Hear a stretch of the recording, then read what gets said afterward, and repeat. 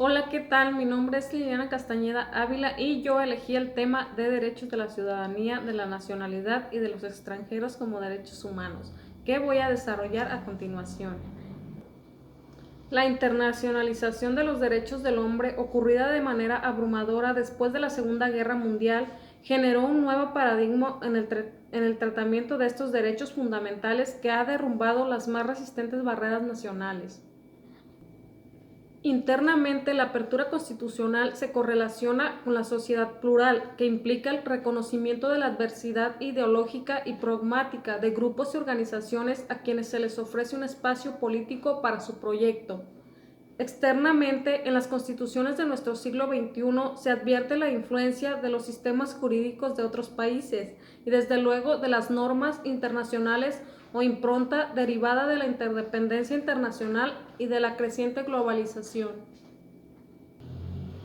En esta línea de conducción se presenta y explica la llamada teoría del bloque de constitucionalidad, que sirve para entender de manera adecuada la cláusula de interpretación conforme, establecida de manera precisa en el segundo párrafo del artículo 1 de nuestra Constitución Política de los Estados Unidos Mexicanos, de acuerdo con la reforma de 2011.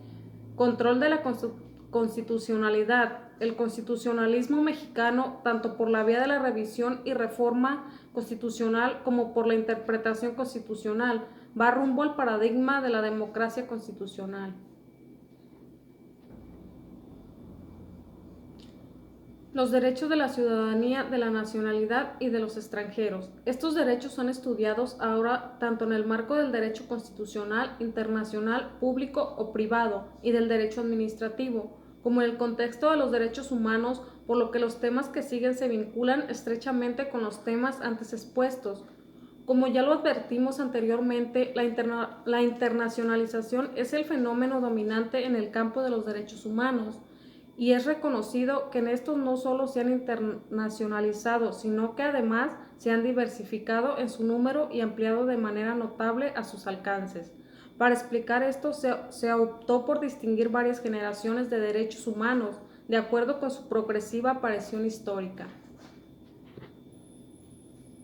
Los siguientes son las generaciones, que va de la número 1. La primera generación es el fruto del liberalismo, son los derechos individuales clásicos que permiten exigir al Estado una obligación o actividad de no hacer. Se incluyen en esta originaria promoción los derechos civiles y los derechos políticos. 2. La segunda generación se integra por los derechos económicos, sociales y culturales del hombre, conocidos como derechos de igualdad, derecho al trabajo, a la seguridad social, a la educación, al salario equitativo y suficiente, a la sindicalización y a la huelga, al descanso y al pleno empleo.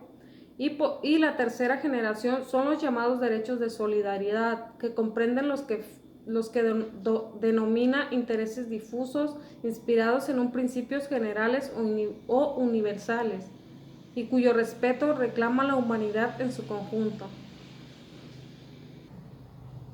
La nacionalidad y la ciudadanía son en su origen derechos individuales clásicos del estado del no hacer, y que comparten tal categoría con el derecho a la vida, a la libertad y a la seguridad, derecho de igualdad ante la ley, al debido proceso y el recurso efectivo, derechos de conciencia, libertades de pensamiento, expresión y religión, derecho de propiedad, libertades de circulación, reunión y asociación, inviolabilidad de la vida privada, familia, domicilio y correspondencia, derecho a una nacionalidad, a participar en los asuntos públicos, a votar y ser elegidos en las elecciones periódicas, libres y competidas.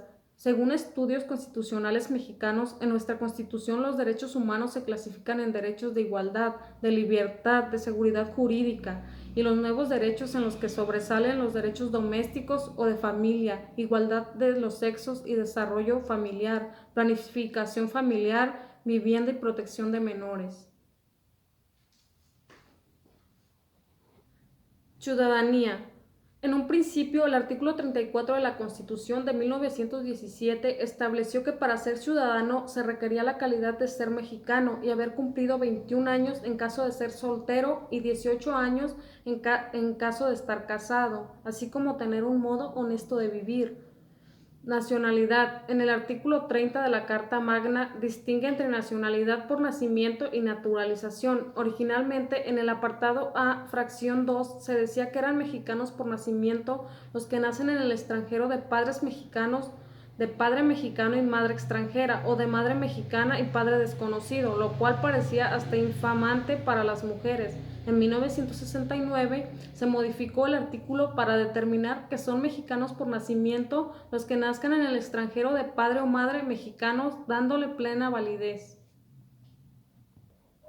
Con esto concluyo mi tema. Muchas gracias por su atención.